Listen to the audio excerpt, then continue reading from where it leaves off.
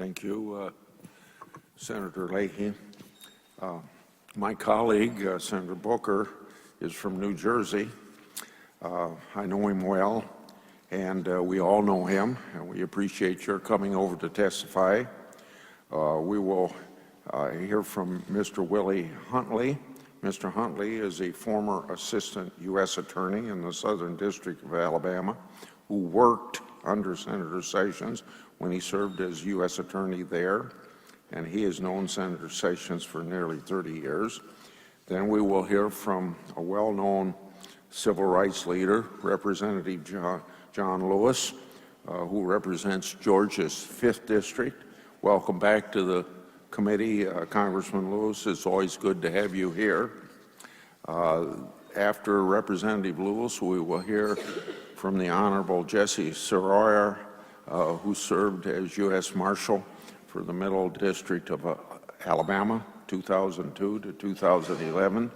He first got to know Senator Sessions in 1995 when he worked for him in the Alabama Attorney General's office. Next, we will hear from Representative Cedric Richard, who serves the people of Louisiana's 2nd Congressional District and is chair of the Congressional Black Caucus. Welcome to the committee, Congressman Richmond. Finally, we will hear from Mr. William Smith. Mr. Smith worked for Senator Sessions as the first African-American general counsel on the Senate Judiciary Committee. He has known Senator Sessions for 20 years, and we know him because of that service as a staff person here as well. Welcome to all of you, and we'll start with Senator Booker. Thank you, Chairman Grassley. I want to thank Senator Leahy as well as the distinguished members of this committee. I know it is exceptional for a senator to testify against another senator nominated for a cabinet position, and I appreciate the opportunity you've given me today. I've worked closely with many of you on this panel on both sides of the dais on matters related to criminal justice reform, and you know just how deeply motivated I am by the many issues our next Attorney General will heavily influence, especially the crisis of mass incarceration. I know that some of my many colleagues are unhappy that I am breaking with Senate tradition to testify on the nomination of one of my colleagues, but I believe, like perhaps all of my colleagues in the Senate, that in the choice between standing with Senate norms or standing up for what my conscience tells me is best for our country, I will always choose conscience and country. While Senator Sessions and I have consistently disagreed on the issues, he and I have always exercised a collegiality and a mutual respect between us. Perhaps the best example of this is the legislation we co-sponsored to award the Congressional Gold Medal to those foot soldiers who marched at Selma. One of the foot soldiers is sitting next to me now. This was a blessing and an honor to me because in 2015, a retired judge who was white told me that it was those brave marchers on the Edmund Pettus Bridge who inspired him as a young lawyer in the 1960s to seek justice for all in New Jersey and begin representing black families looking to integrate white neighborhoods, black families who were turned away and denied housing. One of those families was mine. I am literally sitting here because of people, marchers in Alabama and volunteer lawyers in New Jersey, who saw it as their affirmative duty to pursue justice, to fight discrimination, to stand up for those who are marginalized. But the march for justice in our country still continues. It is still urgent. I know also, though, of the urgency for law and order. I imagine that no sitting senator has lived in the last 20 years in higher crime neighborhoods than I have. I have seen unimaginable violence on American streets. I know the tremendous courage of law enforcement officers who put their lives on the line every single day to fight crime in America. I want an Attorney General who is committed to supporting law enforcement and securing law and order, but that is not enough. America was founded heralding not law and order, but justice for all. And critical to that is equal justice under the law. Law and order without justice is unobtainable. They are inextricably tied together. If there is no justice, there is no peace.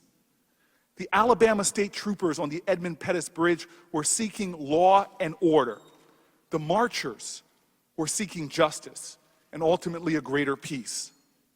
One of the victories of the modern civil rights movement was the 1957 Civil Rights Act, which in effect made the Attorney General not only the chief law enforcement officer of the United States, but also vested in that office the responsibility to pursue civil rights and equal protection for all of America.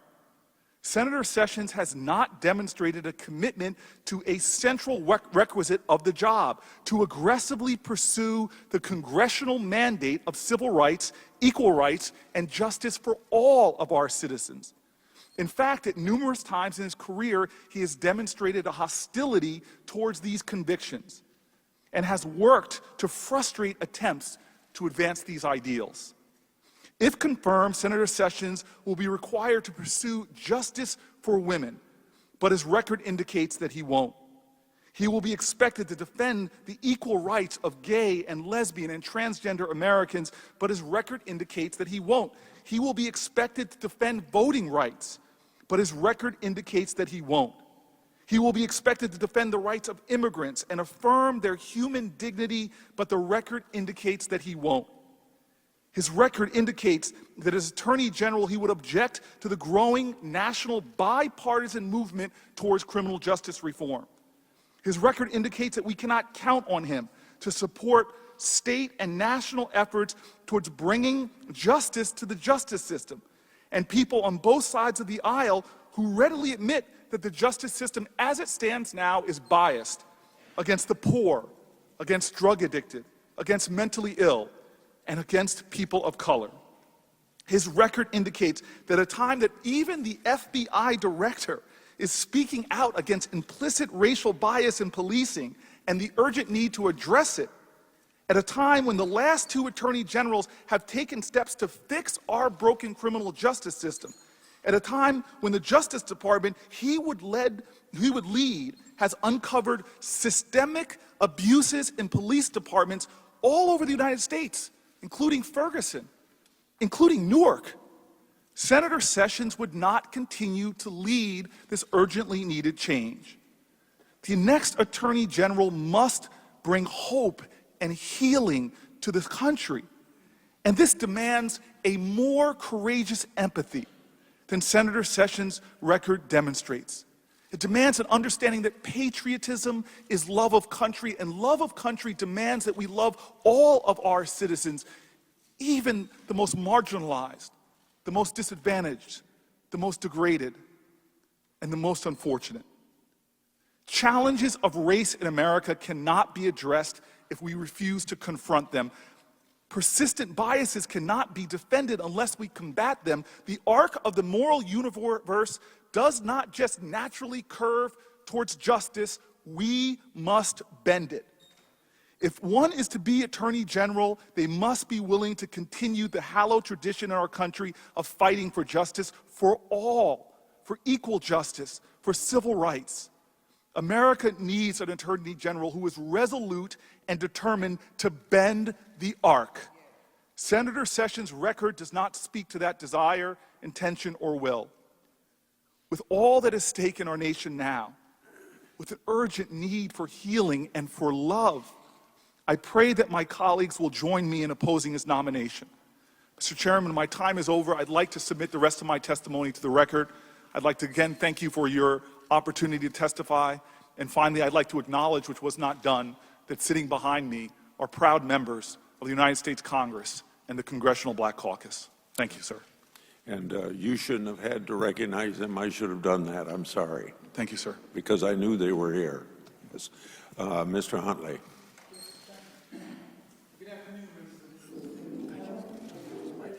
Oh, yeah, you got to push the button. I see. Thank you. I'll start over briefly. And you might pull the mic a little close to yours. Get as close as you can. Good afternoon. That's much better. My name is Willie Huntley, and I'm an attorney located in Mobile, Alabama. I'm a solo practitioner, and I have been practicing law for over 30 years.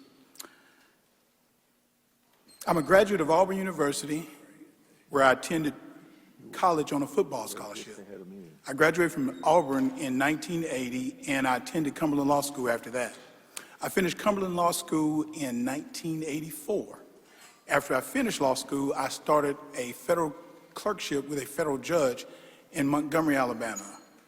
After I completed that process, I began a tour as an assistant district attorney in Macon County, Alabama. I was there from 1985 to 1987. Then my life changed.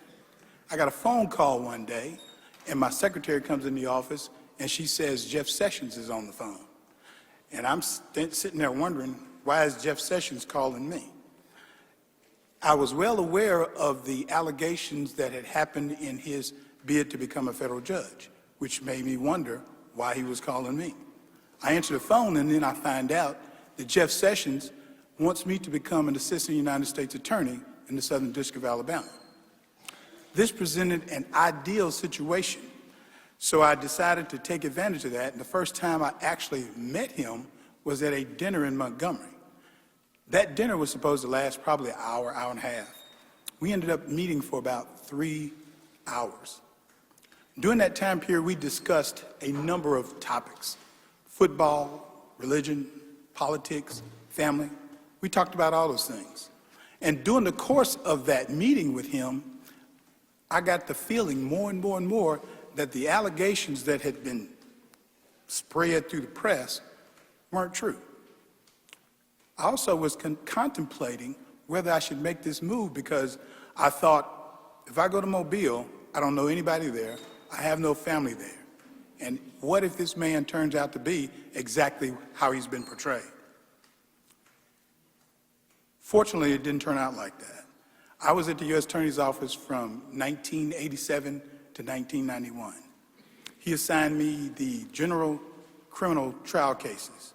He also assigned me to civil rights cases, and I would supervise all the civil rights cases that came through the office. During this time period, I can recall where we successfully prosecuted a police officer that was charged with excessive use of force. Unfortunately, I made a decision to leave the U.S. Attorney's Office in 1991. That decision wasn't based on anything that had happened to me during my time period in the U.S. Attorney's Office. During that time period, Jeff gave me advice, counsel. He provided a great deal of support in everything that I did. One thing in particular that he did was, my second child was born, and there was a knock on the door that morning, and through the door walks Jess Session.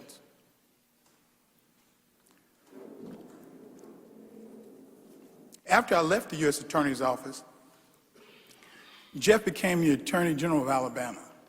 He asked me to join his staff at that time, but I declined to join his staff.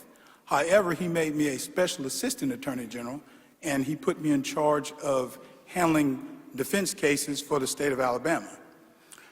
Also during this time period, Jeff became charged with violating the State of Alabama Ethics Act. It involved a company by the name of Tyco.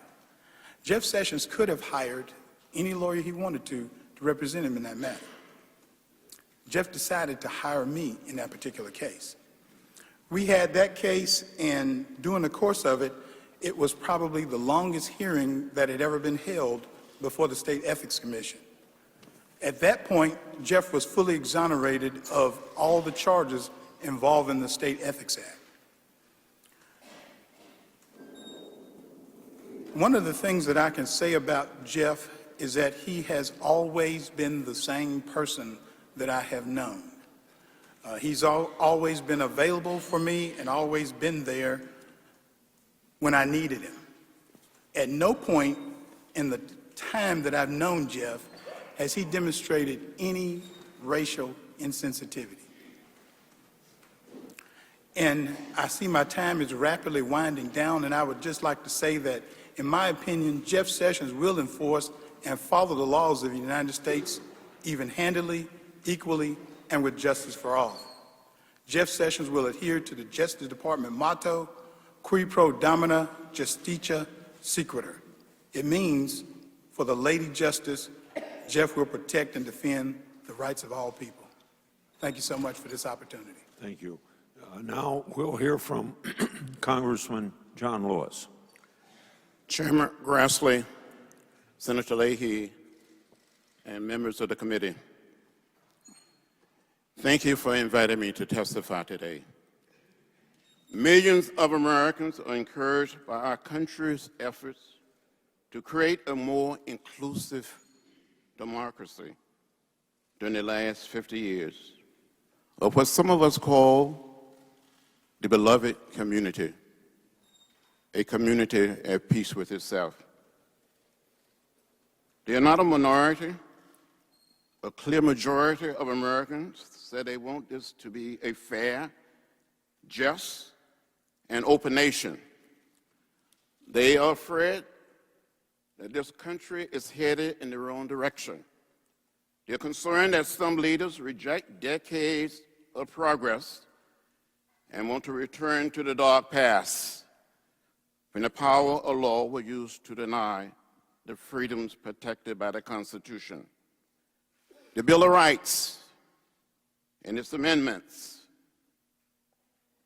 these are the voices I represent today. We can pretend that the law is blind. We can pretend that it is evil-handed. But if we are honest with ourselves, we know that we are called upon daily by the people we represent to help them deal with unfairness in how the law is written and enforced. Those who are committed to equal justice in our society wonder whether Senator Session call for law and order will mean today what it meant in Alabama when I was coming up back then.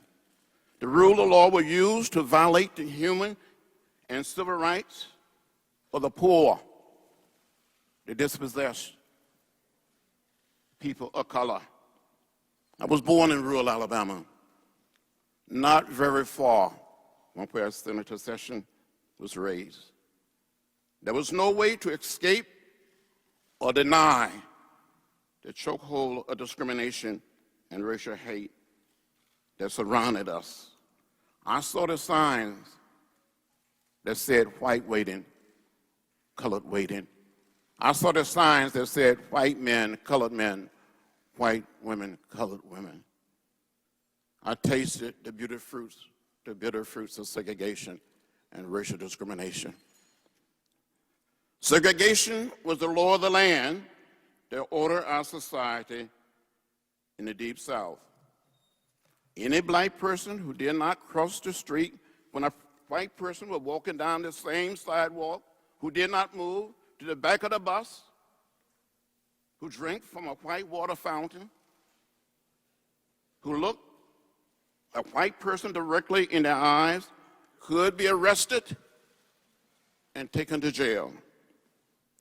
The forces of law and order in Alabama were so strong that to take a stand against this injustice, we had to be willing to sacrifice our lives for our cause. Often, the only way we could demonstrate that a law on the books violated a higher law was by challenging that law, by putting our bodies on the line and showing the world the unholy price we had to pay for dignity and respect. It took massive, well-organized, nonviolent dissent for the Voting Rights Act to become law. It required criticism of this great nation and its laws to move toward a greater sense of equality in America.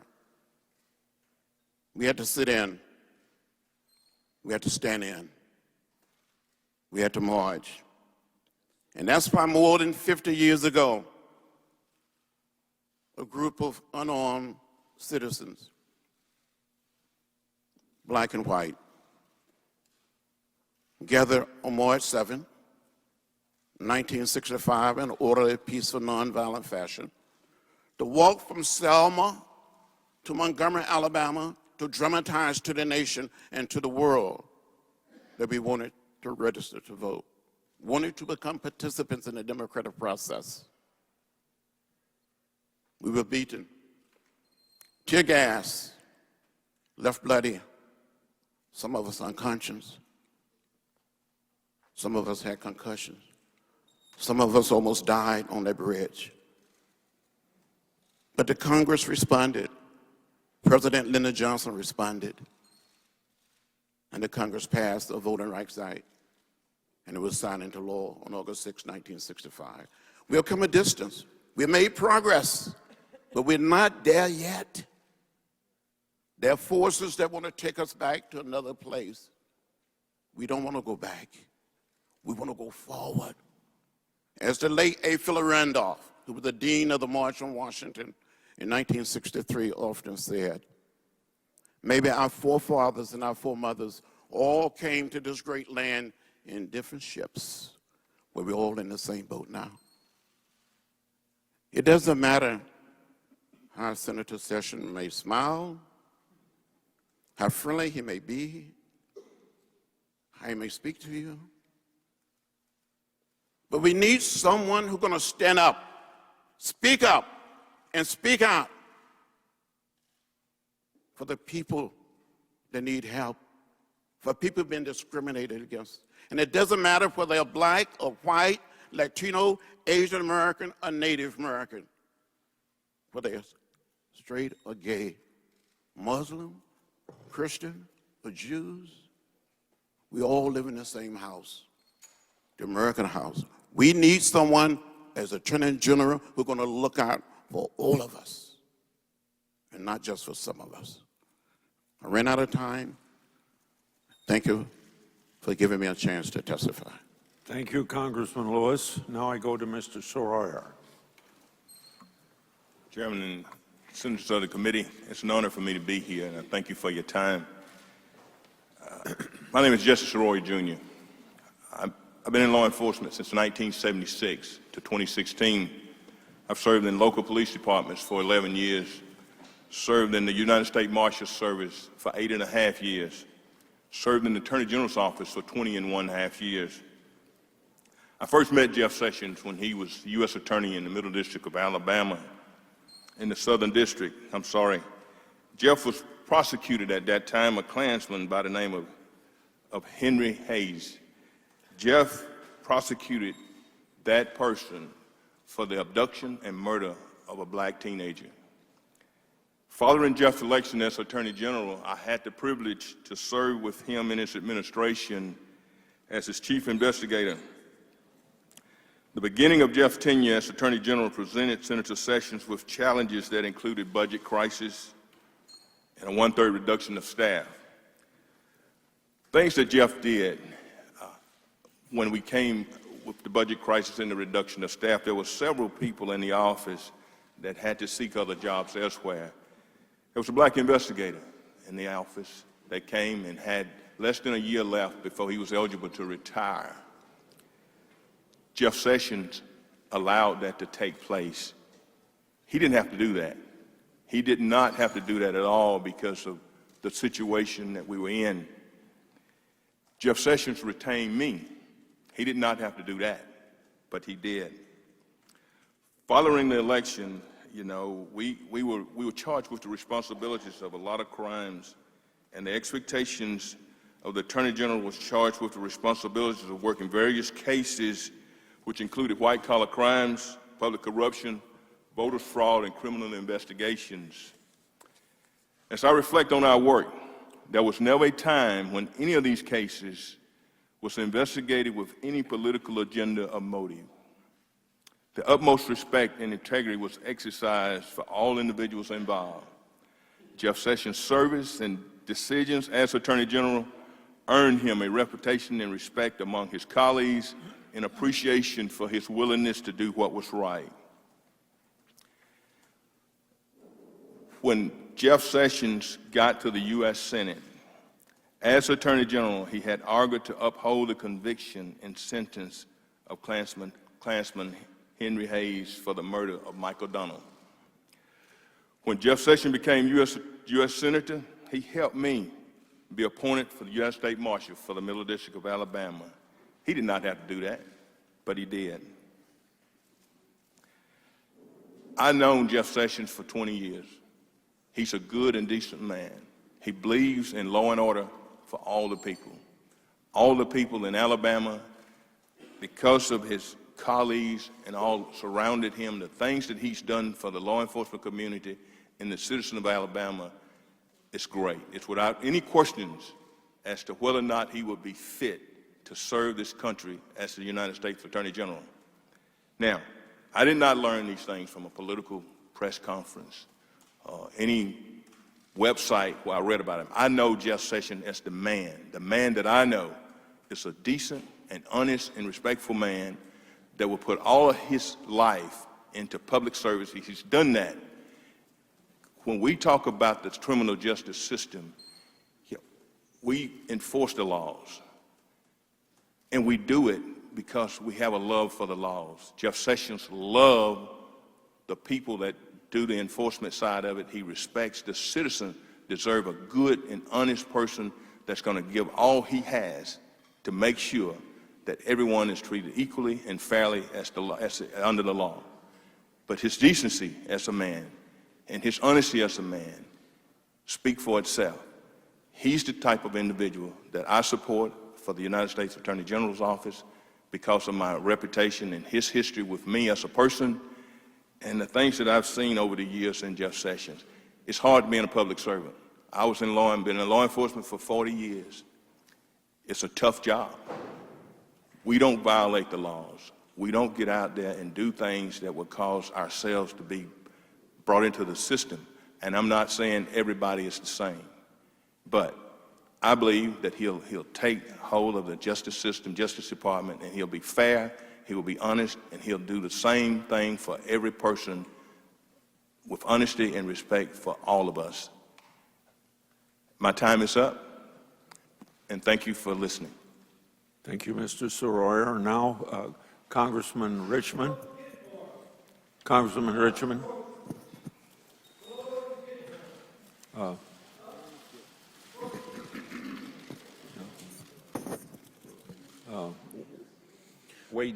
Wait just a minute, Congress. Let me thank the chairman and ranking member for allowing me to testify.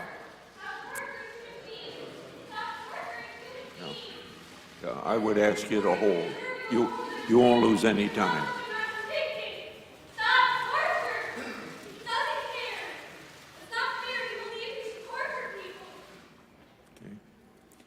Proceed, Congressman. Let me thank the chairman and ranking member for allowing me to testify. The Senate's duty to provide advice and consent to presidential nominees is a fundamental component of American democracy. I know that you do not take this responsibility lightly. Before I jump into my substantive testimony, I want to address two timely issues. First, I want to express my concerns about being made to testify at the very end of the witness panels. To have a senator, a House member, and a living civil rights legend testify at the end of all of this is the equivalent of being made to go to the back of the bus. It is a petty strategy, and the record should reflect my consternation at the unprecedented process that brought us here. My record on equality speaks for itself, and I don't mind being last. But to have a living legend like John Lewis handled in such a fashion is beyond the pale, and the message sent by this process is duly noted by me and the 49 members of the Congressional Black Caucus and the 78 million Americans we represent and the over 17 African Americans that we represent. Further, on the issue of Senator Sessions' record of prosecuting the Marion Three, stemming from a complaint filed by African Americans, I say the following. History is replete with efforts by those in power to legitimize their acts of suppression and intimidation of black voters by recruiting other blacks to assist in bringing trumped-up charges against law-abiding citizens who are engaged in perfectly legitimate voter education and empowerment activities. Those tactics were effectively used against former Congressman Robert Smalls and hundreds, if not thousands, of black office holders and landholders in our post-Reconstruction era. And they were used several years ago against Mr. and Mrs. Alfred Turner, who were discussed by this committee yesterday. The Declaration of Independence set forth the idea of universal equality that rests at the heart of our democracy. But it is the 14th Amendment to our Constitution and its Equal Protection Clause that has helped bring us closer to fulfilling that foundational principle and bringing us closer to a more perfect union. All cabinet officials have a responsibility to protect the interest of all of the American people, but there is no office for which the duty to apply the law equally is greater than that of the Attorney General. In my capacity as chairman of the Congressional Black Caucus, I urge you to reject Senator Sessions' nomination. Throughout our nation's history, attorney generals have used the resources of the federal government to vindicate the right of the most vulnerable in society. After the Civil War, the first attorney general to lead the DOJ, Amos Ackerman, prosecuted the KKK for its widespread use of violence aimed at suppressing the black vote. This facilitated massive black voting turnout in 1872. For the first time in our nation's history, former slaves were afforded the opportunity to participate in the democratic process. Simply put, Senator Sessions has advanced an agenda that will do great harm to African American citizens and communities. For this reason, the CBC believes Senator Sessions should be disqualified. He has demonstrated a total disregard for the equal application of justice and protection of the law as it applies to African Americans and falls short on so many issues. Jess Sessions supports a system of mass incarceration that has disproportionately targeted African American citizens and devastated African American communities. He opposed common sense, bipartisan criminal justice reform. And Jess Sessions cannot be relied upon to enforce the Voting Rights Act. In his decades-long career in public life, Senator Sessions has proven himself unfit to serve in the role as Attorney General. And I would not have the opportunity to testify today if it were not for men like John Lewis, who was beaten within an inch of his life in his pursuit for the right to vote for African Americans. It's a shame that he must sit here and relitigate this 50 years later. We sit here as the prodigy of men and women who were bought, sold, enslaved, raped, tortured, beaten, and lynched. Black people were bought as chattel and considered 3/5 of a human being. However, we have been able to endure and largely overcome that history thanks in part to brave men and women, both Democrat and Republican, who sat where you sit and cast often difficult votes for freedom and equality. These senators fought public opinion and even their own party to do what was right. I come before you today asking you to do the same. Now, you all must face a choice: be courageous or be complicit. If you vote to confirm Senator Sessions, you take ownership of everything he may do or not do in office. He has no track record of fighting for justice for minorities, despite the characterizations that you have heard from others today. He and his supporters have told you that he is a champion for civil rights and equality. Characterization and revisionist histories are not the same things as facts. He is on the record on numerous issues. I have provided just a few examples today. Let's think about this logically. If he were, in fact, a champion for civil rights, wouldn't the civil rights community support his nomination instead of speaking with one voice in near unanimous opposition? In closing, each and every senator who cast a vote to confirm Senator Sessions will be permanently marked as a co-conspirator in an effort to move this country backwards towards a darker period in our shared history. So I ask you all, where do you stand? It is clear from Senator Sessions' record where he stands. Will you stand with him and allow history to judge you for doing so? I implore you all to weigh these questions properly as you prepare to cast what will be one of the most consequential votes in your time as a United States Senator. Res ispa loquitur is a legal term which means the thing speaks for itself. Senator Sessions' record speaks for itself, and I would urge you not to confirm Senator Sessions as Attorney General of the United States. And thank you, Mr. Chairman, for allowing me to go over. Thank you, Congressman Richmond. Now I call on Mr. Smith. Chairman Grassley, members of the committee, I ask that my written statement be made a part of the record. It will be, and that's true of Senator Booker and anybody else that didn't get their entire statement put in the record. It will be in the record, yes. It's an honor for me to be here today to support Senator Sessions to be the next Attorney General of the United States of America. He will do an outstanding job. The American people had an opportunity to witness yesterday through his testimony a brilliant legal mind, a man of the highest character and great integrity. Let me briefly address this legal mind. As a staffer, your job is to always be more prepared than the member. Senator Sessions made this difficult. I remember one hearing where I was passing Senator Sessions note after note to make sure he was prepared.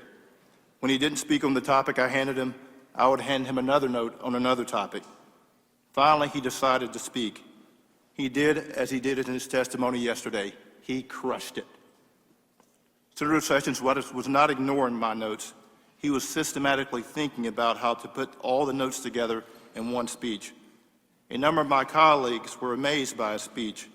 They asked me afterwards, "What did you say to him in those notes?" I told them I had handed Senator Sessions a blank sheet of paper and told him to make me look good, and that's what he did. Senator Sessions spent yesterday proving to the American people that he understands the law, will disperse it equally, and he made a bunch of staffers look good. A lot has been said about Senator Sessions' character. We've seen people who have never met Senator Sessions claim to know him and know his heart. We've seen members of this body and members of the House of Representatives just now who have worked with Senator Sessions and praised him for his work and now turn to attack him. This should not be. The reason we did not see a lot of this yesterday during the hearing is because the members of this committee know Senator Sessions. You know he's a strong conservative, but you also know he's fair and honest. If you disagree with Senator Sessions because of his political views, let's have a conversation about that. But let's do it on the facts, not on 30 years of old innuendos and allegations that have been disproven. There's something very consistent about praising Senator Sessions for aiding African American communities and working on crack and powder cocaine legislation, and then criticizing him because he takes a different political view on another matter like immigration. Enforcing immigration laws is not out of the mainstream. On the panel that testified before this one, there were personal attack after personal attack after personal attack. I doubt any one of those individuals attacking Senator Sessions outside of yesterday has spent 30 minutes in the same room with him. That's 30 minutes in the same room, not 30 minutes talking to him. I doubt any of them have spent 30 minutes or 10 minutes talking to Senator Sessions. This process should be about facts, not about political aspirations. Every allegation and witness from 30 years ago has been discredited. Members and the media should move on. Senator Sessions testified yesterday that he would enforce the laws whether he agreed with them or not. That's the role of the Attorney General, not to embrace every point of view in the shifting political winds. If you come before Jeff Sessions, you will get equal justice and you will respect the outcome, even if you lose. How do I know this? I know it because I know Jeff Sessions. I'm not testifying as someone who just met him yesterday. I know his family. I've dined at his house. We've eaten Johnny Rockets burgers together. I've traveled across the state of Alabama with Jeff Sessions. I've watched him order a Heath Blizzard at Dairy Queen, quote, heavy on the Heath. I've watched him prepare for hearings. I've debated him on legislative matters. I've written speeches for him. I've made speeches on his behalf. I've been in every political situation with him. Senator Sessions is unquestionably qualified for the job for which he has been nominated. He is a good Christian man and a good family man. He is a man who's dedicated his life to public service. And in the course of that, he has actually fought for the disenfranchised. He fought for sentencing reform, and not only did he fight for it, he accomplished it. He fought for civil rights. He prosecuted members of the Ku Klux Klan, and most importantly, he's fought for the liberty of all Americans, regardless of the color of their skin or their personal beliefs. This is the way it should be. After 20 years of knowing Senator Sessions, I have not seen the slightest evidence of racism because it does not exist. I know a racist when I see one, and I've seen more than one, but Jeff Sessions is not one. Senator Sessions has served with distinction throughout his career as a United States Attorney, as Attorney General for Alabama, and as a member of this body. The legal profession is better for his service. This body is better for his service. And this country, at the end of his term, will be better for his service. In every season, Jeff Sessions has been measured, courteous, and kind. He has treated me and everyone respectfully and fairly, not showing favoritism at any point. This is the kind of Attorney General that our nation needs. I applaud his selection. I look forward to his swift confirmation. Thank you, and War Eagle. The record will stay open until Tuesday, and I thank all of you for your testimony, and the hearing is adjourned.